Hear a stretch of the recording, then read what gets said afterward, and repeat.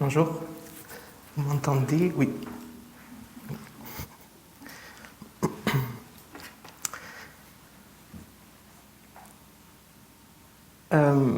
C'est c'est pour moi un grand privilège et un honneur de pouvoir commencer cette année 2021 en apportant la parole, et je suis très reconnaissant pour les Seigneurs qui m'a donné les capacités pour préparer cela. Et aujourd'hui, et on a fait déjà l'année dernière, en fin d'année, on a parlé de l'Église et on continue avec la série. Et on se base, tous les prédicateurs, sur Alfred Kuhn, son livre « Je bâtirai mon Église », l'Église selon le plan de Dieu en 1967. Et on voit dans la Bible qu'il y a des enseignements, et Jésus utilise des paraboles, des symboles, des figures, pour nous parler, qu'on puisse mieux comprendre ce qu'il veut dire. Est-ce que vous connaissez des paraboles? Il y en a 7 qui parlent de l'Église, des symboles.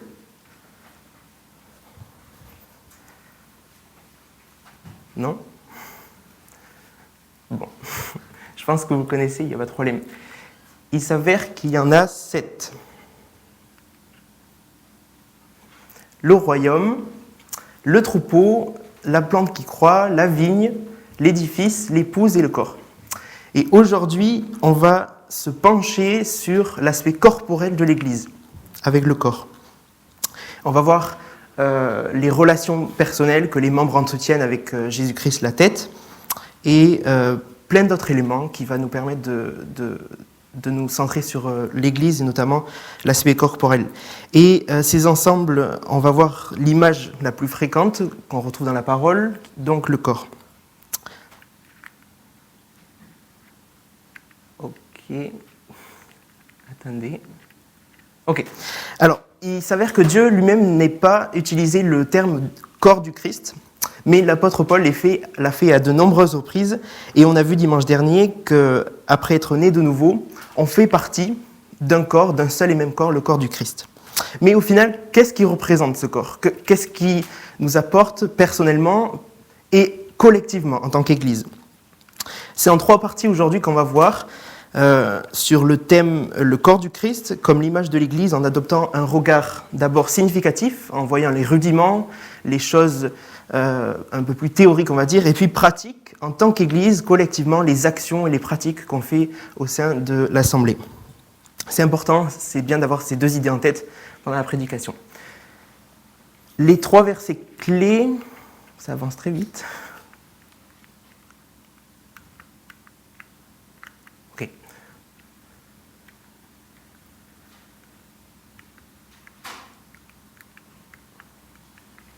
Bon. Si, Eliquette, merci. Tu peux mettre les 2 versets clés pour la première partie. La suivante, s'il te plaît. Merci. Est-ce que, Laurie, tu veux bien lire ce verset, s'il te plaît? Oui. Il refuse de s'attacher au Christ, qui est le chef, la tête. C'est de lui que le corps tout entier tire sa croissance comme Dieu le veut.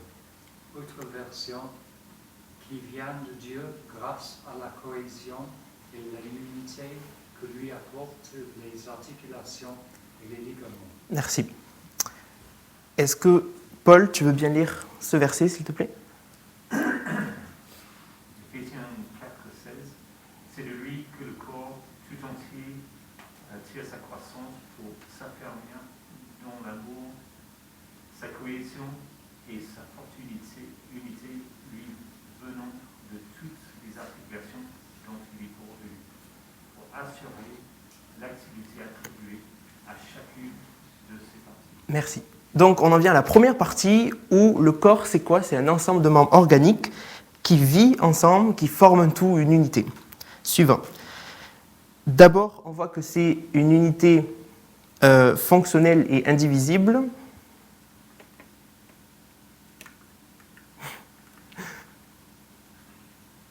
Si tu peux mettre la première.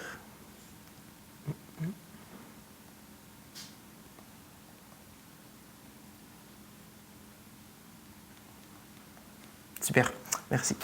Donc c'est un fonctionnement en fait à deux sens. Un fonctionnement interne, on le sait, le corps, il y a le sang, la circulation, toutes les communications neurologiques et les extériorisations d'éléments non utiles. Et un fonctionnement externe avec des gestes corporels, avec la production d'actions, et ça relève d'une organisation générale qui procure à l'être la vie. Et donc tout ce qui se fait au sein de l'Église va avoir une influence, un impact autour de nous, n'est-ce pas ? Et dans un corps, lorsqu'on touche ou enlève un élément, eh bien, la santé générale est détériorée et on peut même assister à un processus de décomposition menant à un non-fonctionnement total qui est la mort. Suivant. C'est aussi une unité complète. Non. Encore. C'est super, merci. Une unité complète qui se développe et grandit en se nourrissant d'eau et de nourriture, en travaillant et en réfléchissant, donc les pensées, le sang qui circule, donc c'est un corps qui travaille. Et ce développement s'applique d'une part à l'échelle universelle, donc on parle de l'Église universelle, et locale, qui est ici à l'Église protestante internationale de Léguevin, avec les caractéristiques de chacun et de chacune, où on voit aussi qu'on est invité à exercer nos dons spirituels et nos qualités. 1 Corinthiens 12, 31 nous donne une explication extrêmement précise sur le corps et son organisation structurelle, où par l'exercice des dons spirituels de chacun et chacune, de l'action de cet esprit et donc de Dieu, le corps va croître, se nourrir de la parole, un corps qui va être appelé, guidé, dirigé par la tête qui est le Christ. Et en fait, c'est par la tête que tous les composants d'un corps vont pouvoir fonctionner et permettre donc la vie. Et tout en étant suivant. Dans la continuité de cette union, le corps va devoir relever du caractère affectif,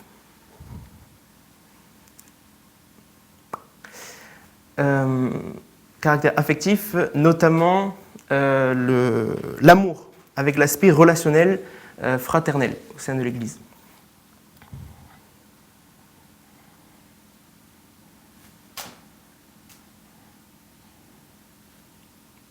Celle d'avant. Ok, merci. Le chapitre 13 de 1 Corinthiens nous expose justement l'importance de l'amour qui doit régner et être le point essentiel au sein de l'Église. Et en fait, il va devoir créer des relations entre les membres, il doit y avoir des relations entre des membres, et un bon état nerveux, de bonnes liaisons nerveuses et un appareil circulatoire performant sont absolument capitaux pour une coordination et une structuration harmonieuse du corps. Et c'est dans un esprit d'amour qu'on assistera à la croissance du corps, comme on a lu en Éphésiens 4,16, où il est essentiel de vivre la grâce au sein d'Épi, en pratiquant ce que le Seigneur nous demande, en vivant dignement et en mettant notre prochain à notre égal. Suivant, s'il te plaît. Et... Oula. Super. Et justement, dans cette visée, on retrouve également la notion de diversité comme étant une composante du corps, puisque chaque membre, chaque individu a sa personnalité, ses qualités, ses dons spirituels, et les différents tempéraments, les différentes pensées et opinions de chaque individu ne sont pas absolument des éléments qui vont aller à l'encontre, ne permettant pas l'unité, mais justement, ils sont pleinement conciliables. Pourquoi ? Parce que ça relève du caractère en fait collectif, ce n'est pas une uniformisation de toutes les actions et des pratiques de chaque individu, mais chaque membre remplisse en fait une fonction qui lui est propre au sein de l'Église. Et cette diversité doit justement nous conduire à réfléchir à notre place que Dieu veut qu'on puisse avoir dans l'Église. Quelle est ma fonction ? Quelle est ma place ? Où Dieu veut dire que je fasse les choses dans son Église ? Quelle fonction il veut que j'occupe et comment là ou les accomplir ? Suivant.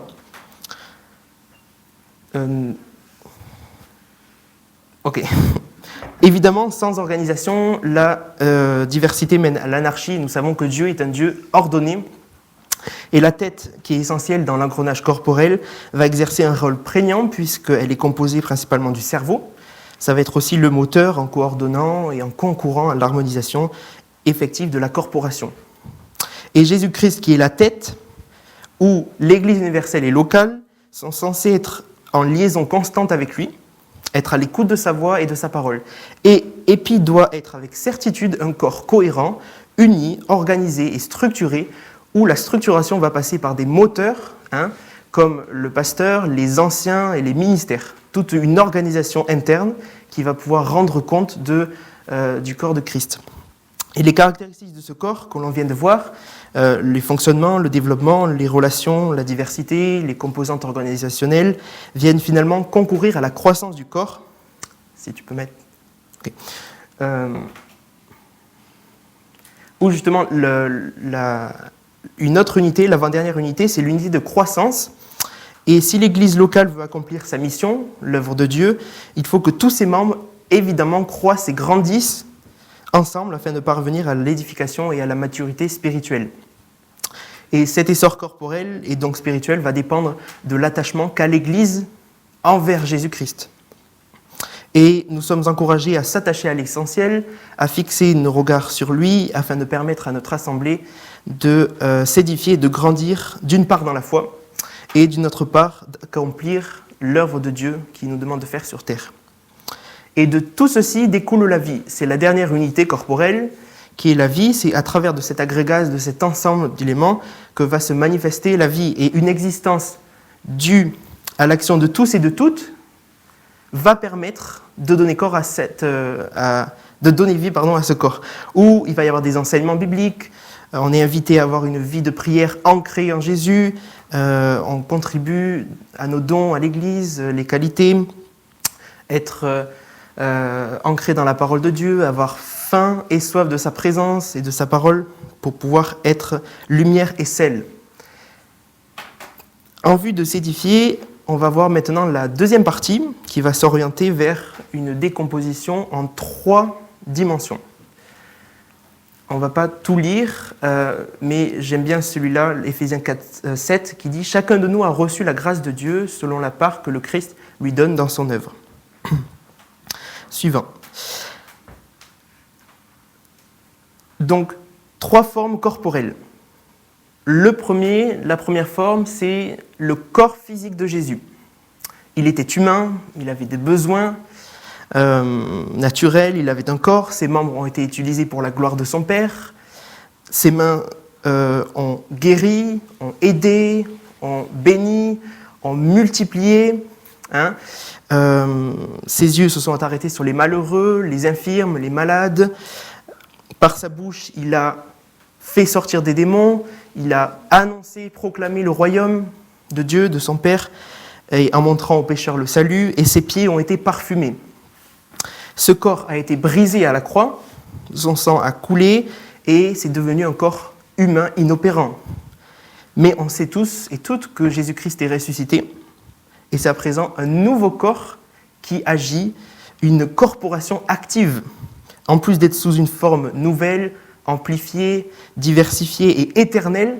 C'est à ce nouveau corps que Christ a conféré les pleins pouvoirs à notre assemblée, et universelle évidemment, et sur terre, donc qui est l'Église. Et à partir de ce moment, on assiste à la réalisation de cette promesse que nous présente le livre des Actes par les ministères des différents membres du corps, les malades guéris et l'ensemble des événements promis par Jésus avec des vies transformées et changées.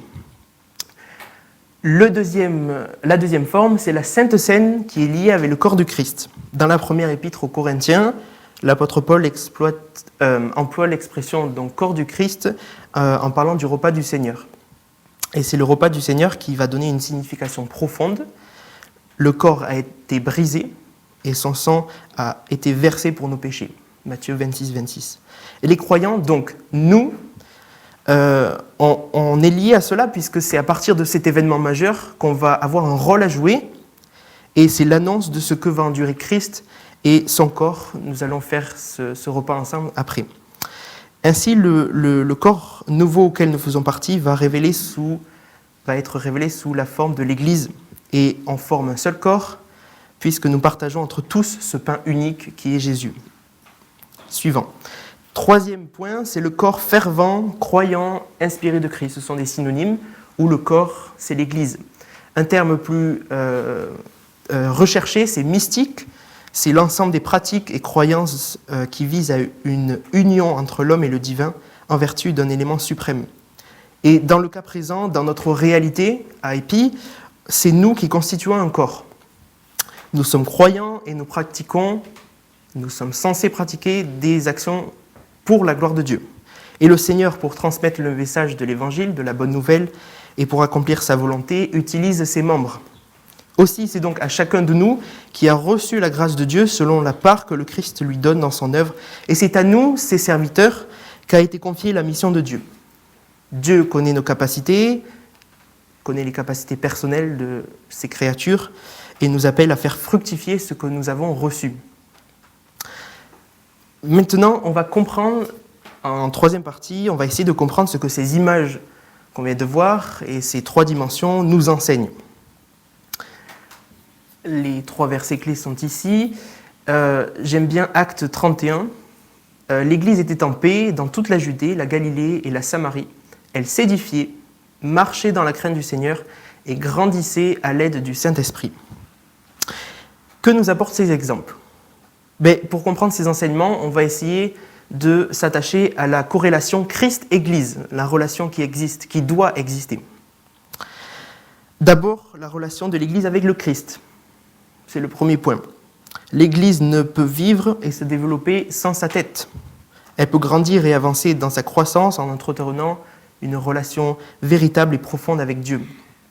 Cela passe par la dépendance totale dans tout ce qu'elle entreprend, toutes les actions, et dont ceux et celles qui la composent. Et on peut prendre un exemple, un élève qui apprend un instrument, il ne peut pas jouer de l'instrument sans écouter le professeur. Donc sinon, l'instrument ne servirait à rien.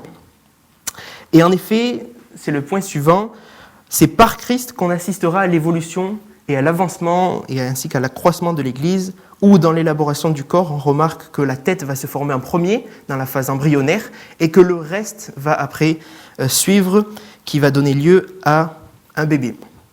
Et donc, sans tête, le corps devient un cadavre inanimé, dépourvu de vie. Ensuite, c'est pour Christ que l'Église existe, que nous existons.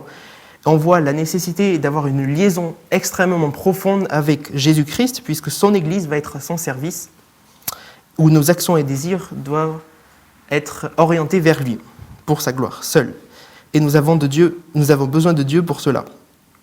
Aussi, un 4e point, c'est Christ a besoin de l'Église. Ça ressort en fait l'aspect dépendanttiel dans lequel Christ a bien voulu se placer par rapport à l'Église pour accomplir sa volonté. Et certes, Dieu n'a pas besoin de nous pour agir, on est bien d'accord. C'est juste le fait qu'il va agir par l'Église comme une tête en fait agit par ses membres pour pouvoir fonctionner. Et là, on n'est pas en train d'affirmer l'insuffisance de Dieu et l'incapacité de Dieu. C'est au contraire, on dépend véritablement de lui. Et en fait, c'est l'idée que il veut bien avoir besoin de nous, comme il a eu besoin d'un ânon pour entrer dans la ville de Jérusalem, le jour des rameaux, où il a été acclamé, etc. Et cette entrée a été même annoncée en Zacharie 9.9. Et donc, par grâce, et non parce qu'en lui, il y aurait quelques insuffisances qui nous utilisent. Enfin, les relations vivantes et constantes, où on voit que si un organe décide de ne plus fonctionner ou ne plus répondre ou n'obéit pas aux ordres du cerveau, la structure corporelle se dégrade et on assiste à une unité déformée, sans relation, sans communication et sans harmonie. Et à partir de ce moment, les relations ne sont plus constantes et vivantes. L'Église est donc totalement dépendante de Dieu et doit entretenir une véritable relation avec lui. Aussi, le dernier point, c'est important de se questionner sur la nature des membres, la composition. Nous, au final, où tout organisme vivant est constitué de cellules, d'un ensemble de composants chimiques et biologiques, et quand un élément ou un corps étranger pénètre dans ce corps, on remarque qu'il y a d'abord une assimilation. Ce processus d'assimilation va passer par l'analyse, et puis une réaction chimique et biologique, et si besoin, l'élément va être extériorisé pour éviter un dysfonctionnement général qui est la maladie, où le corps ne va plus fonctionner. Mais au final, qui vit ?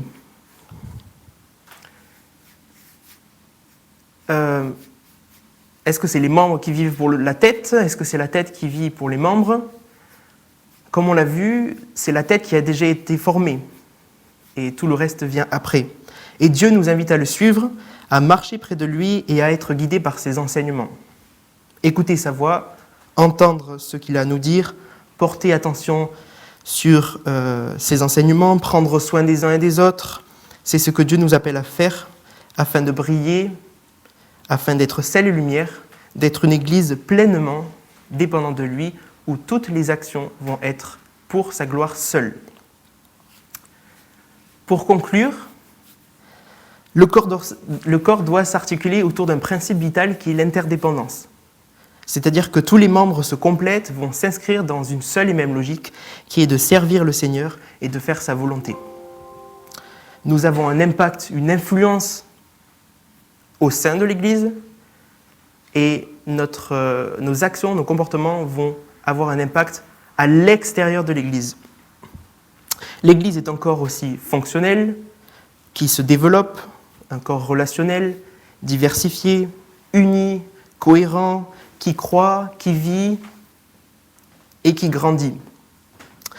L'Église doit être un corps dont l'unité et les membres doivent être sauvegardés et protégés. Là, on s'oriente vers la fraternité. Et l'Église ne vit donc que s'il existe une relation vivante avec le Christ et entretenue. Une relation qui passe par l'obéissance à sa parole et où ses membres cherchent à faire sa volonté et non la leur. Amen. Je vous propose qu'on puisse prier et après on aura un temps de réflexion individuellement et par rapport à l'Église aussi.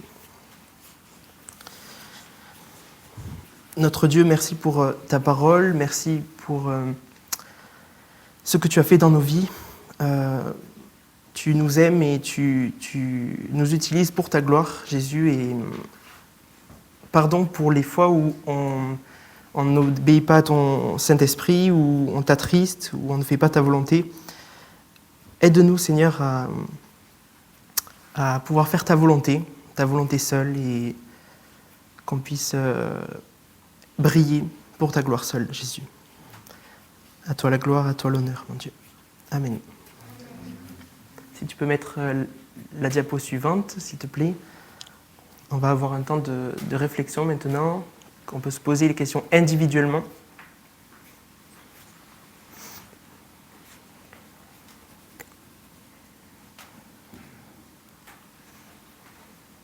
Ok. Si un membre souffre, Christ n'en souffre pas moins. Quant à nous, ses membres, sommes-nous sensibles à tout ce qui l'afflige et le touche ? On peut réfléchir, prendre un moment.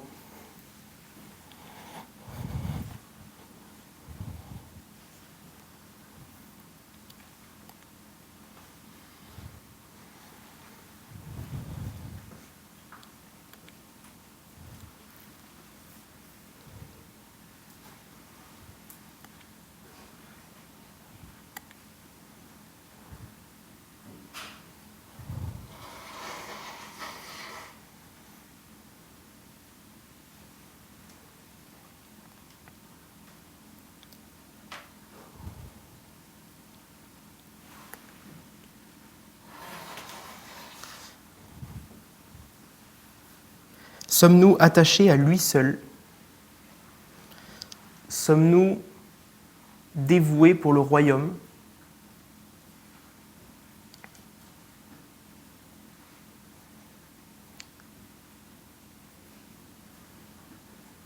Ces préoccupations sont-elles les nôtres ?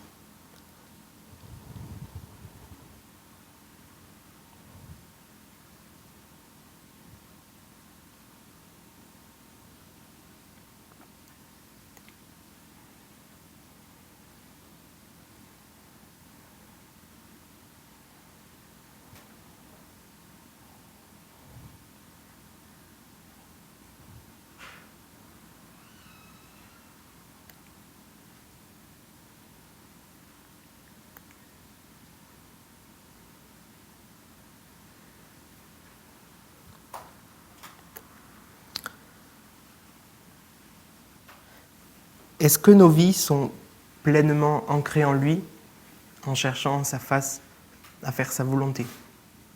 Sommes-nous véritablement sel et lumière? Craignons-nous l'Éternel? Est-ce qu'on lui met la première place?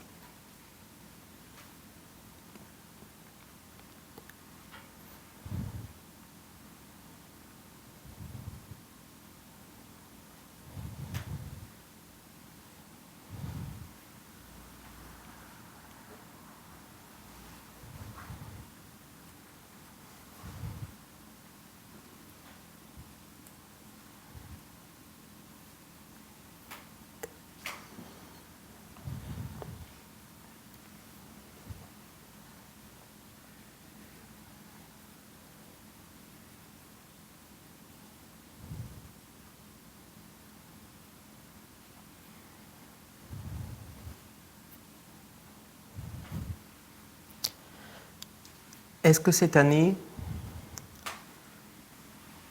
nous allons être une église bouillante et qui vit par et seulement pour Christ? Dois-je m'engager plus au sein des filles et dans quel ministère?